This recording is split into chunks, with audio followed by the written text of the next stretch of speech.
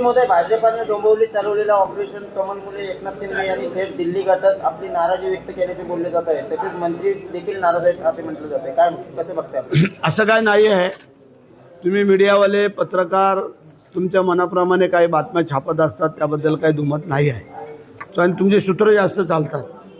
जे काय इतर काय कामासाठी साहेब गेलेले होते आणि त्याच्या अनुषंगाने काय चर्चा झाली असली तर काही कल्पना नाही, परंतु आम्ही साहेबांना विचारू की नक्की काय आहे ते. परवा ज्यावेळेला आम्ही मुख्यमंत्री आणि उपमुख्यमंत्री शिंदेसाहेब आणि आम्ही ज्यावेळेला बसलो त्यावेळेला आमचं सगळं संपलेला विषय सगळा तो क्लोज झालेला होता. काही छोट्या मोठ्या गोष्टी असतात आणि जे काय कल्याण डोंबिवली किंवा काय नाही तर साहेबांनी सांगितलं ऑल महाराष्ट्र हे कल्याण डोंबिवलीत ना आपल्याला घ्यायचे आहे. सगळ्या महाराष्ट्रामध्ये भाजपचं आपण नाही घ्यायचं, आपण भाजपने आपले नाही घ्यायचे अशा प्रकारचं ठरलं आणि त्या अनुषंगाने परवा तो विषय मिटलेला आहे. आता त्यातली काय बाब राहिलेली नाही, परंतु मीडियावाले पत्रकार बांधव ह्यांनी ते हायलाईट केलेलं आहे, एवढाच प्रश्न आहे.